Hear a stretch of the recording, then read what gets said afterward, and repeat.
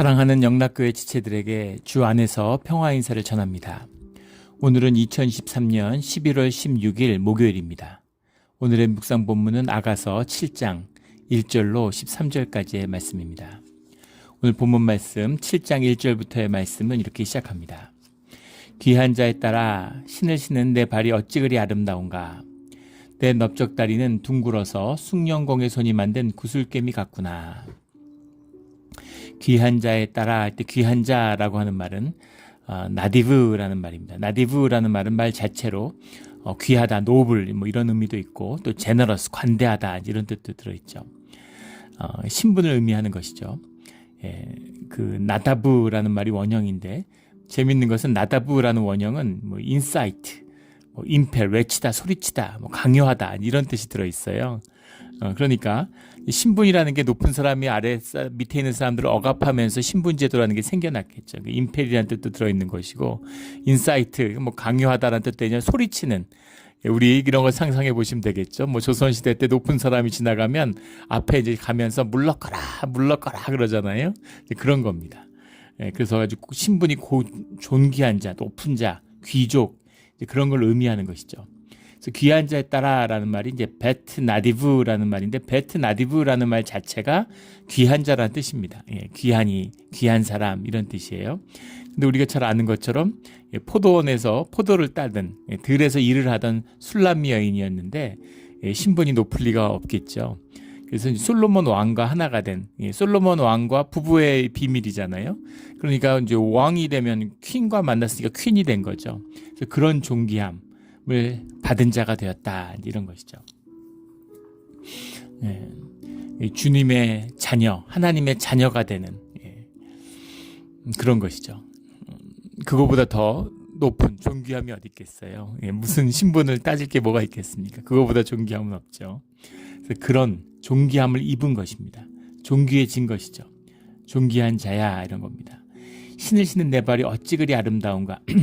신을 신은 내 발이 어찌 그리 아름다운가라고 이제 그 원문 그대로 해석입니다. 근데 이 말의 의미에는 단순히 신을 신은 발이 예쁘다라는 것이 아니라 지금 결혼식에서 결혼 축하연을 하고 신부랑 신부가 춤을 추는 거죠. 이제 같이 둘러리들하고 또 하객들하고 같이 춤을 추는 겁니다.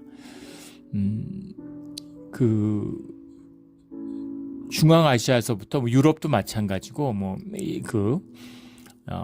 히브리 사람들도 마찬가지고 우리가 유교 문화의 세례를 받아서 우리는 춤추는 문화가 없죠. 그걸 굉장히 억압하는데 그런데 그 삼국지 위지 동이전에 보면 우리 동이족들이 음주 가무를 즐겼다. 이제 그런 이야기가 납니다. 얼마나 춤추는 걸 좋아했는가. 근데 그걸 이제 유교 문화로 억압을 한 거죠. 근데 모든 결혼식에서는 춤추는 문화들이 있습니다. 그래서 그 춤을 추는데 그 춤을 추는 동작이나 이런 게 아주 아름답다라는 뜻이 들어있는 겁니다. 그 춤추는 동작이 우아하고 아름다운 것이죠. 단순히 신발 신었는데 발이 예쁘다 이런 것이 아니라 그 춤추는 동작의 우아함, 그 아름다움을 뿜어내는 것이죠. 내 넓적다리는 둥글어서 숭늉공이 만든 구슬개미 같구나. 내 넓적다리는 둥글어서라는 게 이제 하묵의 이 예레카이크, 하묵의 예레카이크 이런 말인데, 하묵해라고 하는 말이 이제 둥글다, 커브 이런 말이고, 예레카이크라는 게 이제 로인, 로인 이런 거죠. 우리 그 소고기 이런 거 살 때 보면 로인 이런 말 많이 나오잖아요. 말 그대로 넓적다리입니다.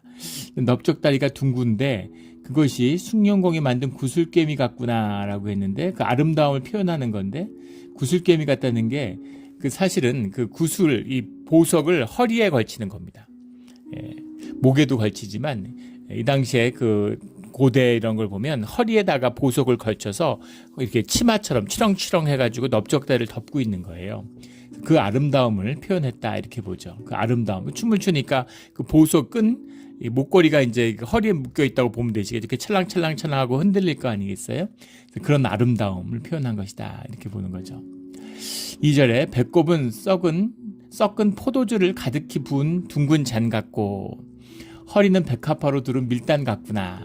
여러 가지 이제 해석의 여지가 있는 본문인데 배꼽은 썩은 포도주를 가득히 부은 둥근 잔 같고 배꼽이라는 게 살라레크라는 말인데 사라레크를 배꼽이라고, 원래는 중심이라는 뜻입니다. 센터라는 뜻이에요. 근데 사라레크가 이제 배꼽이냐라는 거죠. 그래서 이런 아가서를 번역하는 데 있어서의 곤혹스러움을 이제 느끼게 하는 겁니다. 이 사라레키라고 하는 건 음부로 보는 말이 맞을 것 같아요. 원래 해석이. 왜냐하면 뒤에 나오는 말과 연결이 되기 때문입니다. 뒤에 나오는 허리는 백합화로 두른 밀단 같구나. 허리라는 게 비트네크라는 말인데, 비트네크라는 말에는 이제 물론 성경 같은 데 보면은 벨리를 의미하는 말이 있습니다. 사사기 3장이나 잠언 13장 이런 데 보면 이것이 이제 배를 의미하게 되는데, 배를 의미할 때도 마찬가지고, 또 바디를 의미할 때도 있습니다. 시편의 31편 같은 데 보면 이걸 바디로 의미하는 그런 표현도 나와요. 그런데 비트넥이 많은 경우에 창세기 25장이나 호세아서 12장 이런 데 보면은 음부, 그런 음부를 상징하는 말이라는 겁니다. 비트넥, 허리는 백합화로 두른 밀단 같구나 이렇게 되는데, 백합화로 두른 밀단, 허리라는 게 비트넥, 아라마트 히팀 이렇게 돼 있어요. 아라마트라는 게 이제 배를 상징하는 것이죠. 비트넵이라는 게 자궁을 상징하는 건데, 히팀이라는 건 물론 이제 곡식입니다. 그래서 아르멧 히팀이라는 게 곡식단을 의미하기도 하는데, 아르멧 히팀이라는 말은 무슨 말이냐면, 이 곡식을 이렇게 추수해서 쌓아놨을 때 그것을 백합꽃으로 둘렀으니 굉장히 아름다운 표현이겠죠. 사실 곡식단을 백합꽃으로 두르는 일은 없겠죠. 그러니까 아름다움을 상징하는 건데, 이것은 출산의 풍요함을 상징하는 겁니다. 그래서 애를 자주 잘 낳겠구나 이런 표현이에요. 우리 예전 칭찬에도 그런 게 있었죠. 그리고 고대부터 근대 이르기까지 출산력이 풍부한 그런 것은, 그러니까는 엉덩이도 크고 가슴도 크고, 고대 비너스상 이런 걸 보면은 현대의 비너스상이 우리가 익숙해가지고, 현대의 비너스상 그러면은 유명한 이제 조각상 이런 게 있잖아요. 루브르 박물관 이런 데 가면 그런 비너스상은 실제로는 구둥신, 10등신, 9등신, 실제 몸은 그럴 수 없다는 거죠. 얼굴은 작고, 몸은 아주 늘씬하고 길고 이렇게 돼 있는데, 고대 비너스상들이 실제 출토되는 걸 보면은 전부 다 배도 크고 배 통통하고 가슴도 커다래 갖고 거의 가슴이 배만하고 엉덩이도 엄청 크고 그런 모습들로 나오죠. 그래서 거의 뭐라 그래야 될까, 항아리 같은 진짜 이렇게 아주 그런 몸으로, 그게 이제 여성의 아름다움의 상징이었습니다. 그래서 아이를 아주 잘 낳을 것 같은 그런 것을 칭찬하는 의미가 들어있는 거죠. 물론 이제 현대 아름다움의 기준에는, 요즘 아름다움의 기준에는 잘 맞지 않는, 요즘에는 허리도 잘록하고 아주 키도 크고 늘씬하고 그런 거죠. 다리도 길고, 서구의 영향을 받고 또 모델들 영향을 받으니까, 그것도 최근까지 근대의 영향이고, 최근엔 또 바뀌어가지고 요즘에 또 완전히 무슨 좀 브라질리안 벗 이래가지고 다시 이제 넓적다리 두껍고 엉덩이도 크고 이런 여인들이 다시 이제 아름다움으로 칭송받는 걸로 바뀌고 있죠. 근데 그게 사실 더 자연스러운 거죠. 여인의 그런 자연스러움. 요즘에 예전같이 그런 마네킹도 다 바뀌고 모델들도 바뀌잖아요. 그래서 퉁퉁하고 이런 것을 이제 아름답다고 하는데, 전통적으로는 그런 아름다움, 아이를 잘 낳을 것 같은 이제 그런 것을 칭찬하는 그런 이제 표현이라고 봐야 되겠죠. 그게 맞을 것 같습니다. 3절에 두 유방은 암사슴의 쌍태 새끼 같구나. 이건 4장 9절에 나왔던 말씀이죠. 4절에 목은 상아 망대 같구나. 목이 상아 망대 같다. 목이 꼿꼿이 서가지고 아주 당당함, 그런 아름다움, 이제 그런 거를 의미한다는 걸 나눴는데, 상아망대라는 건 뭔가? 상아라는 것은 이제 하센이라는 말인데, 아이보리색, 하얗다 이런 이야기입니다. 하얀 망대. 아름답잖아요. 망대가 하얗면은. 그래서 이런 등대 같은 것도 하얀색으로 칠하죠. 눈에도 잘 띄지만 아름다움이 들어있는 거죠. 실제 상아로 망대를 만들 수는 없죠. 귀한 상아로. 근데 마치 상아와 같이 아름답게 하얀 그런 망대같이 목이 곧게 섰구나 이런 얘기죠. 눈은 헤스본 바드라빔 문 곁에 있는 연못 같고, 근데 눈이라는 말 자체에 에나이크라는 말인데, 에나이크라는 말 자체가 이제 연못이라는 말로 쓰입니다. 눈과 연못이라는 게 연결되는데, 헤스본 바드라빔 문 곁, 헤스본이라고 하는 건 요단강 동편에 있는 도시고, 아모리 족속의 수도였던 것이죠. 근데 이것이 이제 수도로 발전할 수 있으려면 물을 잘 쓸 수 있어야 되는데 요단강의 동편이면서 요단강으로 흘러드는 약폭강과 아르논강 사이에 있다 그러죠. 뭐 가보진 않아서 언젠가 한번 그 성지순례를 갈 수 있기를 바라는 그런 기도하는 마음이 있습니다. 그런데 이제 우리 그런 마음이 있습니다. 그래서 기도하는데 그런 물이 많은 지역 여기에 이제 양어장을 하는 양어장이 발달했다 그래요. 근데 이게 팔레스타인 기본적으로 사막 시대 같은 곳인데 강이 흘러서 물이 풍부해서 거기서 물고기를 키워서 물고기를 잡아먹으니까 그런 연못 굉장히 사람들한테 의미가 있고 중요한 곳이었겠죠. 그래서 바라비 문 곁에 있는 연못 같다. 헤르스본에 있는 연못 같다. 그 눈이라는 것이 눈이 아주 깊고 아주 맑고 그런 또 눈이라는 것이 그런 사람의 매력과 감정을 표현하는 우리 공막에 대한 이야기 우리 앞에서 나누면서 한번 나눴죠. 눈이 주는 매력, 눈이 감정을 표현하기 때문에 눈으로 매력을 느끼는 거죠. 눈빛이 중요한 거죠. 눈이 중요한 겁니다. 눈이 맞았다 그러잖아요. 눈의 아름다움, 눈의 매력 이런 걸 의미하는 거죠. 코는 밤의색을 향한 레바논 망대 같구나. 코가 오똑하다는 것이죠. 5절에 머리는 갈멜산 같고 갈멜산이라고 하는 것은 팔레스타인 전체를 남북으로 가로지르는 팔레스타인의 그 산맥 가운데에서 헤르몬산 다음으로 높다고 그래요. 근데 헤르몬산 아주 북쪽에 있는 거니까 갈멜산이 굉장히 전망도 좋은 높음을 상징하는 머리도 높잖아요. 존귀함을 상징하는 그런 비유가 머리는 갈멜산 같다. 그러니까 그 사람이 존귀한 사람이다. 아주 그냥 훌륭한 사람이다. 멋진 사람이다. 이런 뜻이 들어있는 거죠. 드리움 머리털은 자줏빛이 있으니 그래서 머리털이라는 것이 무슨 시리아의 염소 같다. 감다. 무슨 양 같다. 막 이런 식으로 이제 표현하는 아름다움을 표현했는데 머리색 털이 자줏빛이 있다. 자줏빛이라는 것은 우리 앞에도 한번 나눈 적이 있는데 카르가만이라는 말이 이제 퍼플 레드 퍼플을 의미하는 건데 이것이 이제 인류에서 처음으로 발견된 염색 연료죠. 팔레스타인 지방, 시돈 지방에서 처음으로 발견됐습니다. 이 역사적으로 근대에 들어서기 전까지 중세까지도 이 시돈 지역의 이 염료가 이제 굉장히 유명한 그런 상품이죠. 근데 이것이 이제 귀한 거니까 당연히 자줏빛 옷을 입는다는 것도 귀한 것인데 왕의 빛깔이 이 자줏빛인 거죠. 자줏빛 옷을 입는 겁니다. 조선시대 왕도 붉은 옷을 입죠. 자줏빛 옷을 입습니다. 이것이 이제 존귀함, 높음, 고귀함의 상징이 자줏빛이었는데 머리털이 자줏빛은 아니었겠죠. 물론 빨간 머리를 가진 사람도 있지만 머리털이 자줏빛이다라는 건 아름다움과 이제 존귀함을 의미하는 거죠. 왕이 그 머리카락에 매였구나. 아름다움에 매였다는 거죠. 그 아름다움. 그 아름다움에 완전히 매료됐다. 이런 얘기입니다. 그 긴 생머리에서 매력을 느끼는 사람들이 많이 있죠. 이것도 여성성의 표현이니까 그 머리카락, 그 아름다움에 압도됐다. 이제 그런 얘기입니다. 6절에 사랑아 내가 어찌 그리 아름다운지 어찌 그리 화창한지 즐겁게 하는구나. 그 아름다움을 노래하는 거죠. 그래서 이거에 대한 여러 가지 해석이 있어요. 그리고 전통적인 그 유대식의 그 랍비 해석 가운데는 이걸 모든 걸 완전히 성적으로 푸는 것도 있습니다. 굉장히 흥미로운데 동양의 노자 도덕경이 아주 유교의 영향을 받아서 굉장히 이제 윤리적으로 5천자밖에 안 되죠. 시 같은 근데 그걸 굉장히 철학적이고 깊이 있는 내용으로 이제 풀이하죠. 그리고 윤리적인 것을 가미한 것으로 풀이합니다.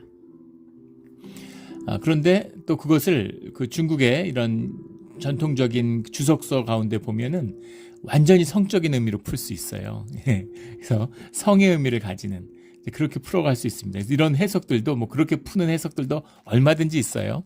근데 그런 해석이 그 의미가 우리가 본문을 다 읽고 있는데 이런 해석 저런 해석이 있을 수 있죠. 그런데 꼭 육체 무슨 그런 것만을 의미하는 것이 아니라는 것을 우리가 이미 나누었습니다. 이것이 이제 성의 순전함이 들어있는 거죠.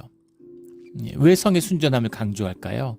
우리 지난주 주일 말씀에 나누었던 레위기 15장과 같은 것이죠. 14장, 15장, 12장부터 나누어지는 정결의 의식, 유출병이 아니라 유출에 관한 것이라고 나누었죠. 성에 관한 것입니다. 성의 순전함을 회복해야 된다. 부정하다라는 건 그게 더럽다는 얘기가 아니라고 그랬죠. 예. 주님과 떨어져 나왔다는 얘기입니다. 주님과 하나가 되어야 된다라는 얘기는 주님이 주시는 그 순전함이 누려져야 된다. 회복돼야 된다. 그것이 주님 안에서만 누려질 수 있다라는 뜻이죠. 이것이 성의 순전함을 누리는 아름다움의 비밀입니다. 그리고 그 안에 가장 깊은 비밀은 하나됨이죠. 예, 하나됨이잖아요. 예, 영과 육이 하나기 때문에, 영과 육이 하나기 때문에 육을 섞으면 영을 섞는 것이죠. 네, 그래서 마음은 안 주고 몸만 줬어. 이건 다 거짓말입니다. 몸과 마음이 하나기 때문이죠. 제가 그 영국에서 유학할 때 거기 여학생이 하나 있었는데, 독일에서 유학 온 여학생이 있었는데, 이 여학생이 독일이 그 당시 문화가 그래서 그런지 굉장히 개방적인, 성적으로 열려있는 그런 이제 자매였어요. 그런데 이 자매가 남자를 만나면 일단 자는 겁니다. 예. 그리고 자고 나서 그 남자에 대해서 얘기를 해요. 근데 진짜 신기한 것은 남자를 너무 잘한다는 겁니다. 예. 그러니까 사실은 영기가 있는 거죠. 예. 사실은 우리 전통 문화에 있었으면 이제 무당이 돼야 되는 샤먼과 같은 여인입니다. 그래서 그걸 몸으로 느끼는 것인데, 몸으로 느낀다는 게 뭐예요? 몸으로 영을 아는 거죠. 사실은 영과 육이 하나이기 때문에 사실 자연스러운 이야기죠. 영을 헤아리는 겁니다. 그래서 사실은 남녀가 합한다는 것 속에서는 영을 합하는, 우리가 한 몸이다라고 하는, 우리가 한 영이다라고 하는 하나됨의 비밀, 이 부부의 비밀이잖아요. 그래서 주님과 하나 되는, 주님의 신부가 되었다 이렇게 비유하지 않습니까? 주님과 하나 되는 그 깊은 비밀이 들어있는 거죠. 우리 레위기 말씀 나누면서 지난주에 그 성결의 의미를 나눴어요. 성결해야지만 영이 열린다 이런 말씀을 나눴죠. 네. 그래서 영이 깊어지기 위해서는, 우리가 육을 입고 있는데 영이 깊어지기 위해서는 영과 육을 분리하려는 게 종교의 움직임이죠. 육은 더럽다고 추구하고 성을 터부시하고 그리고 막 영을 강조하는 거짓입니다. 육이 성결해져야지만이, 성결해진다는 것이 금욕생활을 하라는 얘기가 아니라고 그랬죠. 그 성의 순전함을 누릴 때만이 우리의 영의 깊이가 더해진다는 얘기죠. 그래서 그런 깊이에 대한 얘기가 담겨져 있다라는 겁니다. 이것이 이제 아가서의 비밀이죠. 너무나 이게 솔직하게 성에 대해서 너무나 자유롭게 이야기를 하고 있어서 당황하게 되는 거죠. 지금 현대에 사는 저 같은 사람도 이걸 읽으면 당황하는데, 하물며 중세시대나 믿음의 선배들 이걸 읽을 때 얼마나 당혹스러웠겠어요. 금욕문화가 팽배한데. 근데 그것을 뛰어넘는 깊이 있는 이야기가 담겨 있다라는 겁니다. 내가 어찌 그리 아름다운지, 어찌 그리 화창한지 즐겁게 하는구나. 그 사람의 무드를 얘기하는 거죠. 그 사람이 즐겁다. 이게 사실은 우리의 영의 비밀입니다. 영적이다 그러면 뭔가 심오하고 뭘 막 이러는 게 아니라 어린아이와 같이 되는 것이죠.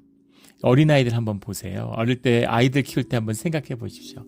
아이들은 늘 즐거워요. 즐겁지 않은 아이를 봤냐고. 아이가 우울하다, 이건 뭔가 심각하게 병든 거예요. 아이는 늘 즐겁습니다. 금식을 하면 아프지 않죠. 몸이 깨어나요. 그래서 아무것도 아프지 않습니다. 근데 만약에 금식을 하고 있는데 몸에서 열이 난다, 이건 굉장히 심각한 거죠. 그건 죽을 병 걸리는 겁니다. 응급실 가야 돼요. 몸이 아프면 이거는 안 되는 겁니다. 어린아이와 같은, 어린아이들은 의식이 아직 무의식을 누르지 않기 때문에 자기의 있는 그대로, 자기 생긴 대로 사는 거죠. 그래서 주님이 어린아이와 같이 돼야지 된다, 천국의 백성이 되려면. 그렇게 이야기하는, 자신으로서, 나의 나됨으로써 자신을 피워내는 거죠. 우리가 수치감을 느끼고 아픔을 느끼고 뭐 상처가 있다라는데, 그건 사실은 다 의식의 반응이죠. 의식이 무의식에 씌우는 겁니다. 무의식에 대한 의식의 반응을 그 반응으로 다시 무의식을 씌우는 거예요. 전형적인 에고의 작용이죠. 우리가 어른이 되고 에고 없이 살 수 있다는 얘기가 아닙니다. 에고 없이 살라는 얘기가 아니라 그 에고를 극복하는 가장 중요한 애티튜드가 뭐냐면, 지금의 현재, here and now, 지금의 시간적인 현재성을 내가 받아들이는 거예요. 현재 나, 늘 우리는 시간성이라는 것을 현재로만 받아들입니다. 그 현재를 내가 어떻게 반응하느냐 라고 하는 것이 영성의 비밀이죠. 그것을 긍정하는 것, 그것을 주님이 주신 은혜로 받아들이는 것, 그것이 우리의 삶의 회복의 시작이에요. 그것을 회복하고 나면 내 안에 내 생명의 문이 열리는 겁니다. 생명의 문이 열리면 그 안에서 기쁨과 감사가 회복돼요. 우리 감사 주간을 맞이하고 있는데 이게 감사의 비밀입니다. 우리 특별 감사헌금 하잖아요. 추수 감사 주일날. 감사할 제목이 있어서 감사하는 게 아닙니다. 감사하는 마음이 있기 때문에 감사의 제목이 내 안에서 발견되어지는 것이죠. 감사하는 마음이 있기 때문에 감사의 제목이 나에게 주어지는 겁니다. 그래서 감사한 사람은 감사할 일이 자꾸 생겨요. 기쁨이 있는 사람은 삶이 기쁨으로 가득하고 세상이 기쁨으로 가득합니다. 근데 에고의 사람들은 그 반대로 하죠. 에고의 사람들은 우울해요. 에고의 사람들은 그 근심과 염려와 욕심과 탐욕과 분노와 상처와 수치와 이런 걸 느낍니다. 왜 그렇겠어요? 현재라는 것을 받아들이는데 에고는 현재를 받아들일 때 수단으로 받아들입니다.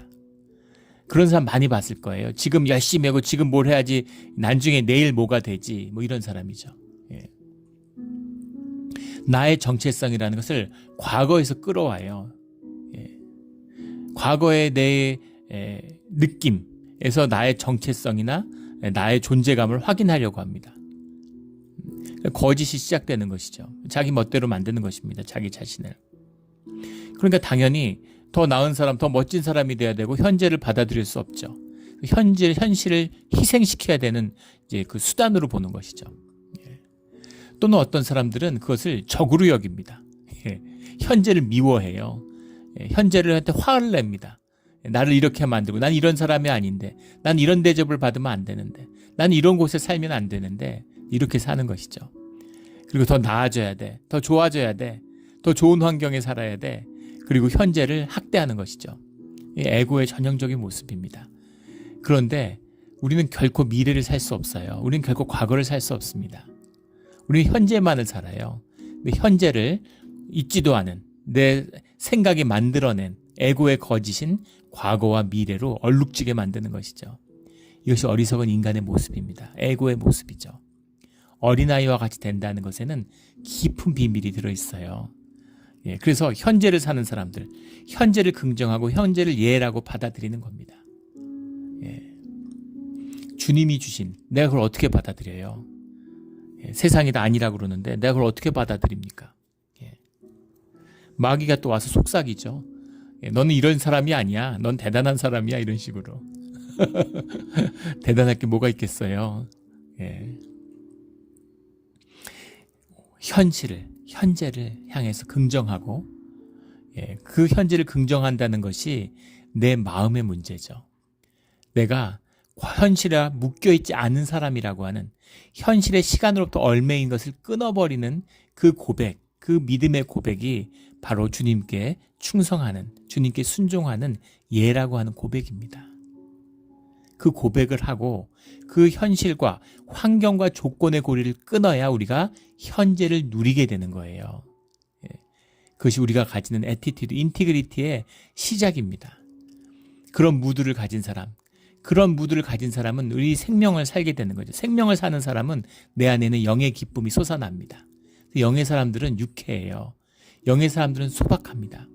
영의 사람들은 잠잠해요. 영의 사람들은 즐겁습니다.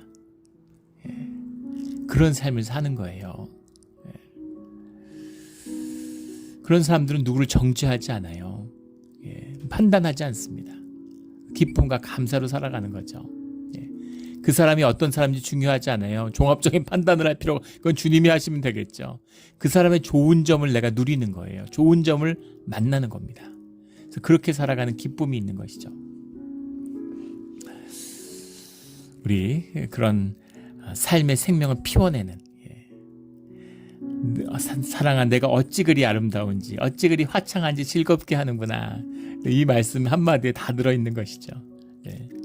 이 말씀 한마디에 세상이 천국으로 변하는 겁니다.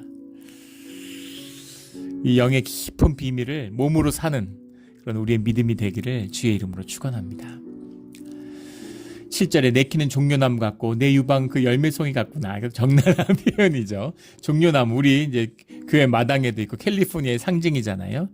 그 대추야자 나무죠. 이렇게 쭉 줄기가 솟아간 다음에 한 4m, 7m에서 쭉 자라면 갑자기 이제 위에서 그 큰 가지가 뻗어 나오는 거죠. 그리고 그 밑에 이제 큰 열매가 달립니다.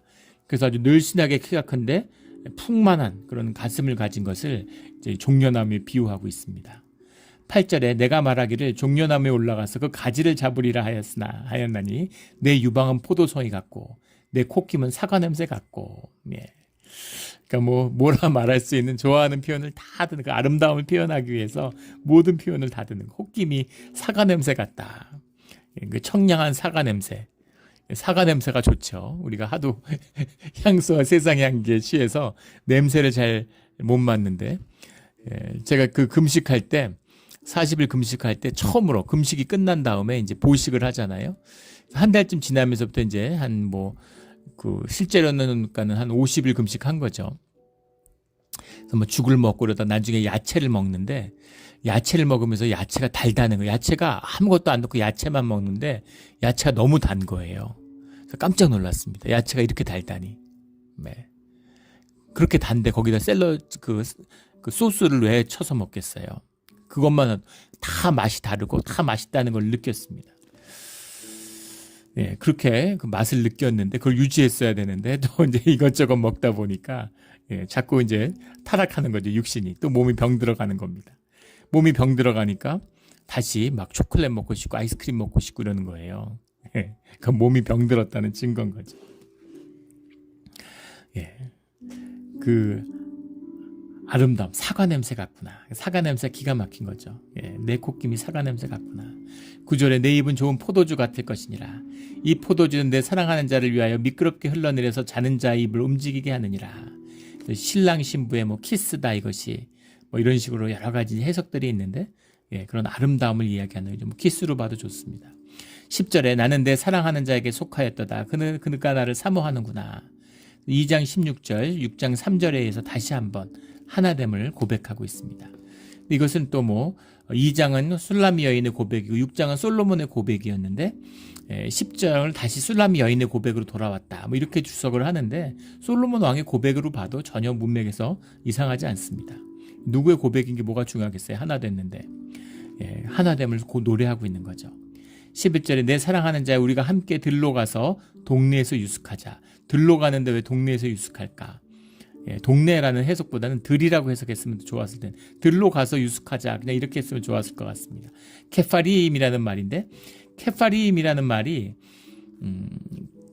케페르라는 말 케페르라는 말에서 온 것인데 이것이 이제 담장이 없다는 뜻입니다. 담장이 없는 마을을 케페르라고 해요. 케파림이라는 말은 근데 또 케파림이라는 말을 우리 지금 앞에서 1장인가에는 또 고벨하라라고 번역을 했습니다. 고벨하, 케파림이라는 말에는 고벨하라는 뜻도 들어있어요. 고벨하라는 게 그 맨드레이크를 말하는 거죠. 맨드레이크. 그 맨드레이크라고 하는 꽃이 이제 아주 이제 풍성하잖아요. 이제 사자라는 뜻도 들어있는데 사자의 갈기같이 풍성하게 이렇게 피어나는 그 고벨하. 그러니까 이제 그 고벨하가 활짝 핀 들을 의미할 수 있겠죠. 그런 들에 나가서 이게 무슨 말이겠어요. 동네라 그러면 사람들 사는 데인데 사람들 없는 데로 가자 이런 얘기죠. 사람이 없는 한적한 곳에 우리 둘만 있자. 다 번거롭고 우리 둘만 시간 보내기가 좋은데 왜 사람들이 있고 자꾸 말 걸고 이렇게 그런 게 다 귀찮으니까 사람들 없는 곳에 가서 우리 둘만의 시간을 보냈으면 미롤 여행 이런 거죠. 그런 거잖아요. 신혼여행 가는 것처럼 둘만의 시간을 보낸다 이런 의미죠. 우리 신앙생활에서 기도원 가는 분들, 그 기도의 문이 열리고 그 재미를 맛본 분들은 그 기도원에 가시죠. 그리고 이제 금원 말을 하지 않고 주님과의 시간. 밥 먹고 이런 것이 이제 밥을 먹으면 육성이 강화되기 때문에 영이 약해집니다. 배가 부르면 이제 위가 폐를 누르죠. 그럼 호흡이 약해져요. 그러면 기도가 약해지는 걸 느끼죠. 기도원 갈 때 있으면 그걸 느낍니다. 그래서 이제 밥을 안 먹는 거죠. 그래서 뭘 그렇게까지 하나. 근데 그렇게 막 그 기도에 빠져드는 거예요. 그 즐거움에, 기쁨에. 뭐 과학자들의 분석에 의하면 그런 막 기도에 들어간 초월 명상이라고 그러죠. 그런 순간에 들어갈 때 그 몰핀의 800배나 되는 그런 도파민, 그런 세로토닌 이런 게 몸에 확 분비된다는 거잖아요. 그 마약 뭐 이런 것보다 더 강렬하다는 거죠. 마약이라는 게 사실은 몸에 있는 신경물질 같은 것을 끌어내는 거죠. 도파민 같은 게 흡수되지 않도록 더 많이 끌어내거나 아니면 끌어낸 것을 못 들어가게 막는 게 이제 마약의 성분입니다. 그러니까 우리를 즐겁게 하는 것은 다 우리 몸 안에 있어요, 사실은. 마약보다 더 강력한. 근데 명상은 아무리 해도 몸에 해가 없죠. 더 건강해집니다. 근데 마약은 한 번 하면 완전히 몸이 거덜나잖아요. 코케인 한 번만 해도 뇌가 망가지는데 그것이 회복되는데 4년이 걸린답니다. 필로폰 같은 건 뭐 한 두세 번 하면은 영원히 뇌가 회복되지 않는데요. 무시무시한 것이죠. 정말 마약, 마귀의 집 같은 거죠. 비슷한 이단입니다. 비슷한 기쁨을 주는 것 같은데 끝에서 잘못된 거죠.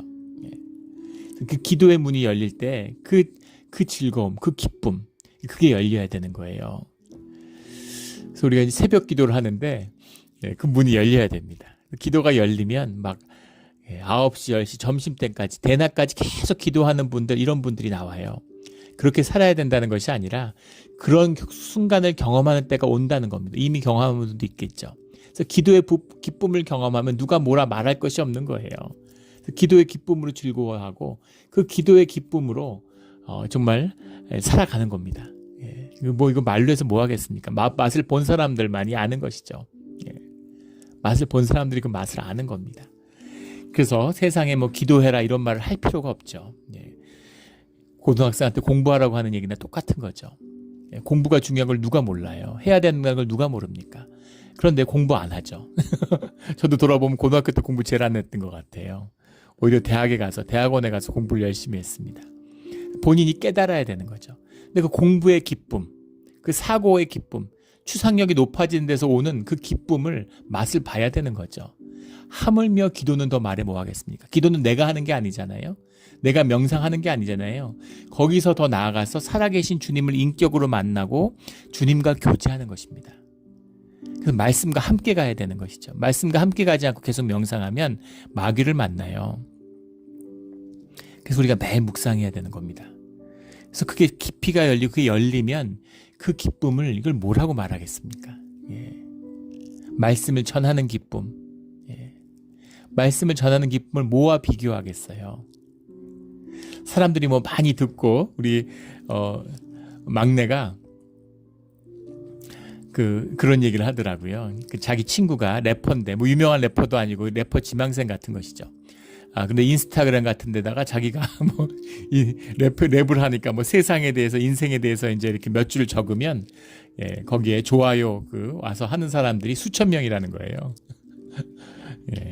그리고 걔가 이제 신곡 같은 거 싱글로 해서 유튜브 같은 데 올리면 몇만 명이 본다는 겁니다. 그러니까 아무 무명의 아이인데 고등학생인데 근데 아빠가 그렇게 정성으로 준비해서 일주일 내내 뭐 묵상하고 기도하고 그렇게 설교해도 200여 명밖에 한 200명밖에 안 듣는다고 그렇게 얘기를 하더라고요. 그래서 얘가 안타까워하는 것이죠. 그래서 애한테 사람들 들으라고 말씀을 전하는 게 아니다. 이제 그런 이야기를 해줬습니다. 우리 미국에서 최고의 설교가 기독교 최고의 영성가를 꼽으라면 조나단 에드워드를 꼽죠. 근데 조나단 에드워드의 설교집이 남아 있습니다. 근데 조나단 에드워드의 설교를 들은 사람이 없어요. 조나단 에드워드는 인디안 선교사로 있을 때 그 설교집을 썼는데 백인 인디안 선교사한테 어떤 인디안이 찾아옵니까? 말이 인디안 보호구역에 살았던 것이지 인디안 구역에 아무 인디안도 찾아오지 않았다고 그러죠. 아무도 듣지 않는 설교를 쓴 겁니다. 아무도 듣지 않는 설교를 몇 년씩 어떻게 쓸까요? 매주. 힘이 빠져서 어떻게 쓸 수 있을까? 주님을 향한 주님에게 말씀을 받아서 주님의 이름으로 공중에 선포하는 거예요. 그리고 그 말씀이 주님의 말씀이면 그 기쁨에 압도되는 겁니다. 늘 그런 것은 아니지만 그런 순간이 있어요. 그런 기쁨을 맛봅니다. 말씀을 전하면서 말씀이 깨어나는 거죠. 말씀을 전하면서 주님의 뜻을 만나는 겁니다. 깨달음이 와요. 밤에 잠이 안 옵니다.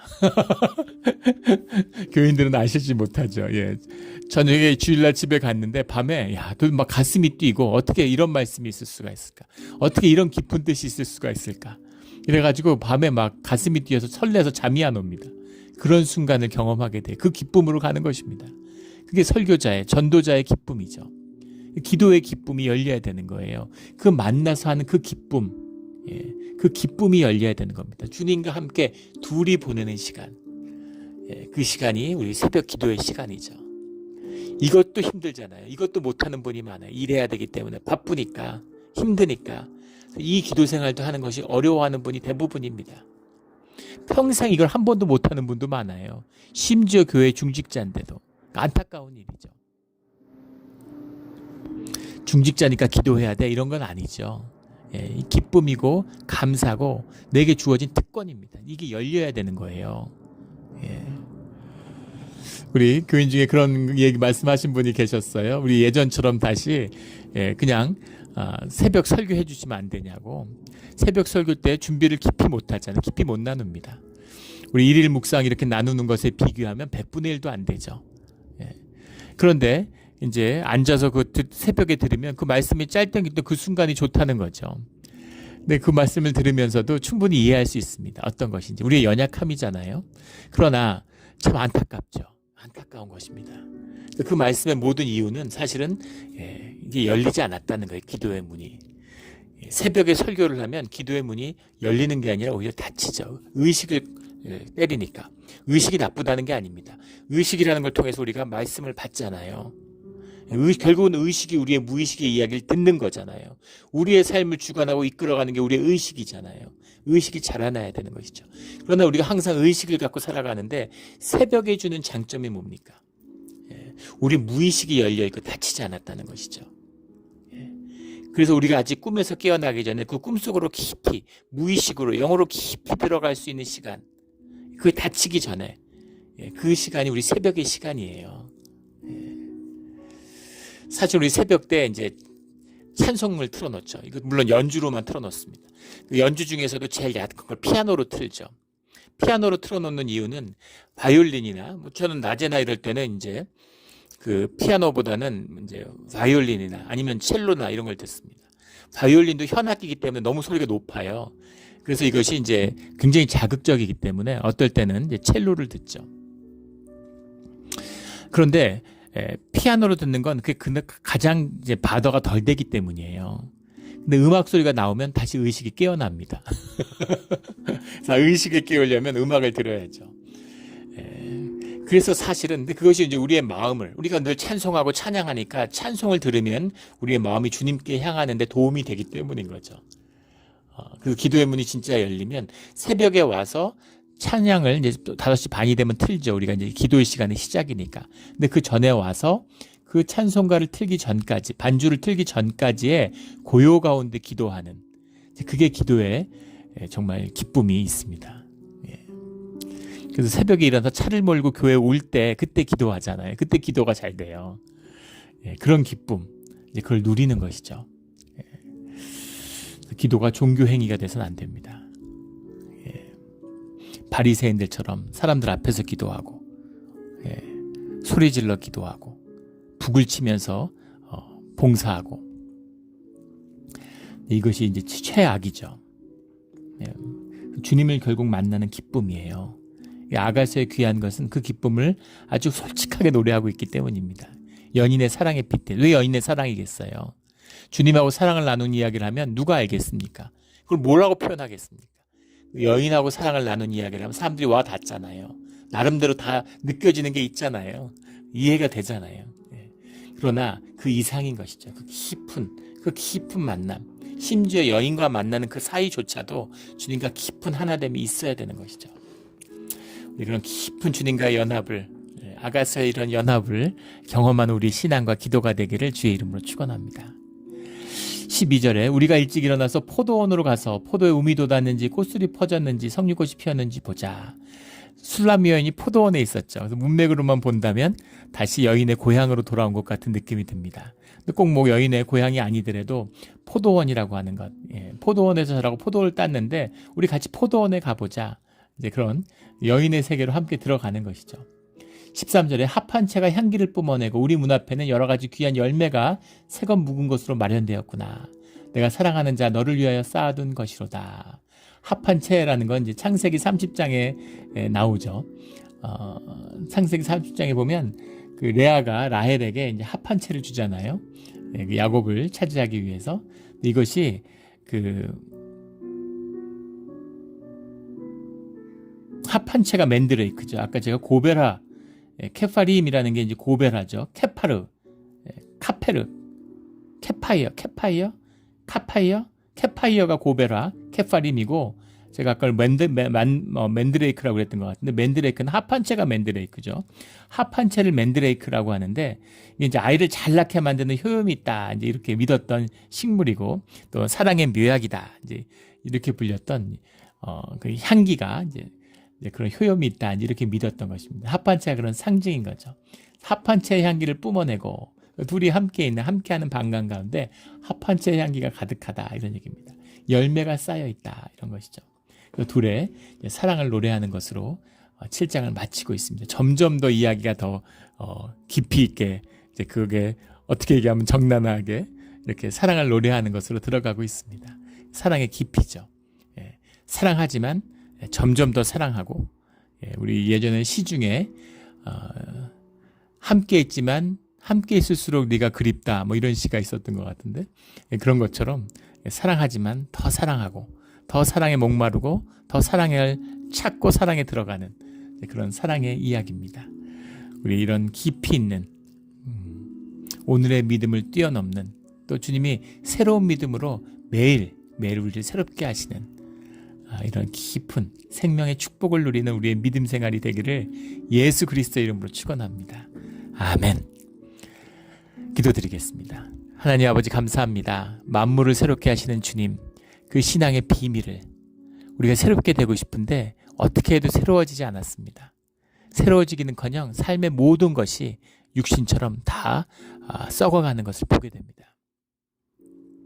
주님과 함께함으로, 주님과 함께하는 모든 것이 축복의 도구임을, 우리가 나쁜 것으로 세상에 속아서 저주인 줄 알았던 모든 것들이 세상의 모든 현상이 모든 것이 다 주님이 우리에게 주신 축복의 도구였음을, 형통의 도구였음을 만나는 그런 축복으로 가득한, 생명으로 가득한, 기쁨으로 가득한, 감사로 가득한 우리의 믿음의 자리가 되기를 소원합니다.